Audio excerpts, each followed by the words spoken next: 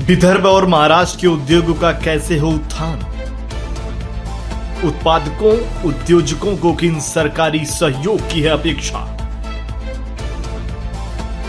नीतियों में किस बदलाव की है जरूरत? टैक्स और सुविधाओं का कैसा हो तालमेल? बाजारों की स्थिति हो या जिलों की उत्पादक विशेषता, सफल जीवन के अनुभव का सार करेगा सरकार, किसान और उत्पादक सभी को निहाल। आओ देखें उद्योग की बात रूंगटा जी के साथ। आज सभी हमारे चैनल में जो देख रहे हैं, मैं मोजन रूंगटा सभी को नमस्कार करता हूं। हमने औद्योगिकरण के बारे में काफ़ी आपके सामने सुझाव दिए और कहा कि विदर्भ में बहुत संभावनाएं अच्छी हैं।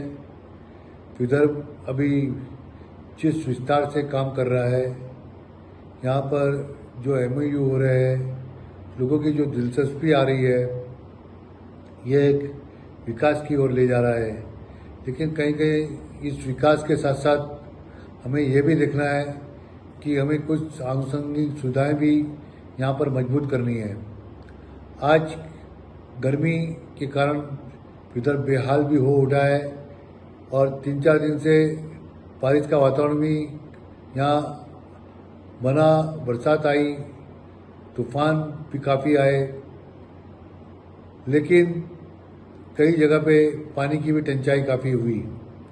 आज चंद्रपुर में, अकोला में, खामगांव में पानी की दिक्कतें जा रही है। चंद्रपुर में तो ऐसी समस्याएं 4-5 दिन ये हुई कि कई कारखानों को बाहर से टैंकर से पानी लाना पड़ा, कई को कारखाने बंद करने पड़े और MIDC पे काफ़ी बर्डन आया और उसके लिए अधिकारी इस पर लग गए कि किस तरह से पानी की व्यवस्था उद्योगों के लिए करनी है और उद्योग के कारण नुकसान भी नहीं हो और वहाँ पर उत्पादन कोई नुकसान न हो और लोगों को ये नेगेटिव इम्पैक्ट नहीं जाए कि विदर्भ में पानी नहीं है। विदर्भ में पानी है, लेकिन योजनाएं लाना बहुत जरूरी है। बहुत सारी नदियों में अभी तक डैम नहीं बने हैं, लेकिन उन पर कई बार इरिगेशन डिपार्टमेंट ने काफ़ी चीज़ें बनाकर भेजी, लेकिन सरकार ने अभी तक उन पर फंड नहीं दिया। आज वो बहुत ऐसा महसूस हो रहा है कि अगर ये योजनाएं आ जाती तो इस तरह की जो पानी की टंचाई थी वो टंचाई नहीं हो पाती थी। और उसकी वजह से जो आज उद्योग कई तरह से इस गर्मी में परेशान हुए हैं, वो परेशानी के आलम उनको झेलने नहीं पड़ते थे। अब हम बात करते हैं पेट्रोकेमिकल कॉम्प्लेक्स की।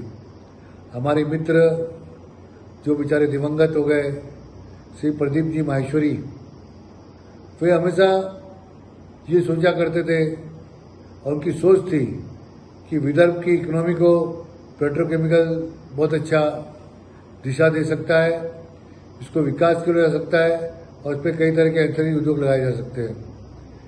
जब हरदीप सिंह पुरी जी चंद्रपुर आए थे तो हमने भी उनसे चर्चा की, प्रदीप माहेश्वरी भी नागपुर से आए थे, सभी ने कहा था, उन्होंने ये भी कहा था कि उसमें से 1/3 जो है वो चंद्रपुर में लाया जा सकता है। अभी तक पेट्रोकेमिकल कॉम्प्लेक्स बाकी जगह लाए जा रहे हैं, तो चंद्रपुर, नागपुर या अमरावती के पास क्यों नहीं लाया जा सकता? यहाँ पर संभावनाएं अच्छी है, यहाँ पर काफ़ी अच्छा वातावरण बन सकता है, कई तरह की अंतरिक्ष आ सकती है। जब सीमेंट चंद्रपुर में है तो पेट्रोकेमिकल जो प्लास्टिक निकलेगा, प्लास्टिक कई तरह के प्रोडक्ट निकलेंगे, उस पर कई तरह के उद्योग वहाँ पर आ सकते हैं। और दूसरे पेट्रोल क्रूड की जो पाइपलाइन है वह GNPT से या बाकी जगह से चंद्रपुर या नागपुर भी आई जा सकती है, समृद्धि का सहारा लिया जा सकता है और ये पेट्रोल डीजल भी यहाँ सस्ता उपलब्ध कराया जा सकता है। और राइस उद्योग, इस पर भी जोर देना बहुत जरूरी है। आज हमारे पास जो राइस मिल है कुछ ही मॉडर्नाइज है और वहाँ पर मॉडर्नाइजेशन करना बहुत जरूरी है। खेती के तौर तरीके में मॉडर्नाइजेशन करना जरूरी है। गढ़चिरौली है, चंद्रपुर है, गोंदिया है, भंडारा है, ये पूरे राइस के पट्टे हैं। यहाँ का चावल बाहर के मुल्कों में जाता है और यहाँ पे जो राइस मिल है उसके कई लोग ब्रोकर के थ्रू या डायरेक्ट एक्सपोर्ट भी कर रहे हैं। तो ऐसी स्थिति में जरूरी जाता है कि सरकार ने उस जगह महत्व देना चाहिए जहाँ पे कृषि का उत्पादन अच्छा हो रहा हो और वहाँ पर कृषि के साथ साथ वहाँ पे अच्छे प्राइजेस मिल रहे हो और वहाँ पे लोगों का एक साधन बनाओ कि इसके पैदावार से हमारे गांव की इकोनॉमी सुदृढ़ हो सकती है।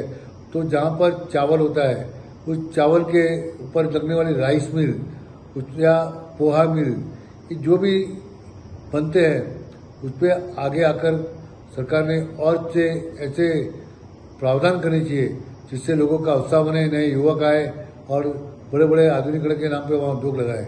चावल अभी तो इथेनॉल में भी उपयोग होने लगा है। कच्चा टुकड़ा चावल भी इथेनॉल के लिए अच्छा उपयोग कर सकता है और इथेनॉल के प्रोजेक्ट चंद्रपुर, गढ़चिरौली आसपास की जगह बहुत जगह आ रहे हैं और इससे काफ़ी फायदा इस उद्योग को होगा।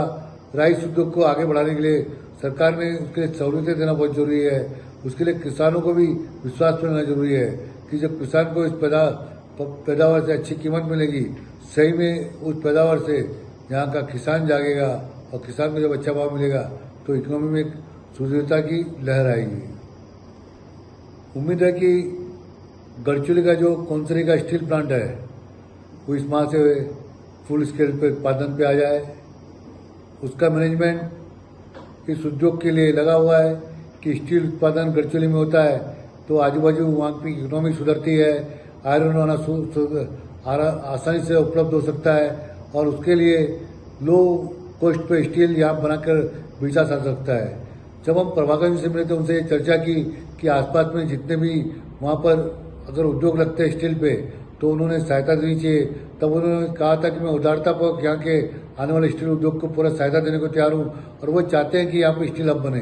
हमें उम्मीद है कि प्रभाकरन जी जो लॉ एंड मिडल के मैनेजिंग डायरेक्टर है, जिस तरह से कौंसरी में उन्होंने स्टील प्रकल्प को लेके काफ़ी मेहनत की है और उसको काफ़ी अच्छे प्रोजेक्ट बनाने की दिशा दी है और उनका जो आयरन का तो व्यवसाय जो खत्म हो रहा है बहुत अच्छा हो रहा है और जो नेक्सलाइट एरिया थी वहाँ पर से खत्म करके वे कई लोगों को आयरन सुगमता से और नीचे दरों पे उपलब्ध करवा रहे हैं और उसकी वजह से ऐसे बहुत लोग हैं जो इस सेक्टर में जाना चाहते हैं और यह सेक्टर एक मजबूती के साथ इस देश में खड़ा हो सकता है। और जहाँ पे स्टील हब बनता है तो वहाँ की इकोनॉमी बहुत अच्छी सुधरती है और वहाँ पे बड़े बड़े उद्योग लगते हैं, उसके आने वाले उद्योग लगते हैं और उद्योग सक्षम होकर वो स्टील सेक्टर एक स्टील बनकर उस देश की दिशा या उस राज्य की दिशा को बहुत मजबूत करता है। स्टील सेक्टर चंद्रपुर, गढ़चिरौली, हिंगनघाट, नागपुर यहाँ भी मजबूती के साथ बनाया जा सकता है और वहाँ की इकोनॉमी बदल सकती है। जिस तरह से भिलाई से दुर्ग, रायपुर तक स्टील सेक्टर बहुत अच्छी तरह बना है, उसी तर्ज पर हमारे मुख्यमंत्री योजनाएं बना सकते हैं। वहाँ पे कॉरिडोर, स्टील कॉरिडोर बनाया जा सकता है और स्टील कॉरिडोर बनने से यहाँ पर एक मजबूती का एक जो दिशा दे सकती है तो उसके बारे में सोचना बहुत उचित है और उसके लिए स्टील पॉलिसी सरकार ने अलग से बनानी चाहिए कि किस तरह से जो आयरन यहाँ पर आ रहा है और उसका खनन होके यहाँ के उद्योगों को किस तरह सस्ता मिल सकता है। इस पर अगर गंभीरता से सरकार ने दिया तो यहाँ पर एक पूरा हब बन के चंद्रपुर, गढ़चिरौली, हिंगनघाट और नागपुर तक एक सुदृढ़ स्थिति बनाकर यह स्टील सेक्टर कई तरह के उद्योगों को पनपा सकता है और ये क्षेत्र स्टील सिटी के नाम से जाना जा सकता है। इसके लिए हमें ज़रूरत है कि हमारे स्टील सेक्टर के लोग जो इसमें काम कर रहे हैं, जो मजबूती के साथ कितना काम करके उसको आगे बढ़ाए, उन्होंने आगे ये चाहिए कि स्टील सेक्टर को मजबूत करें।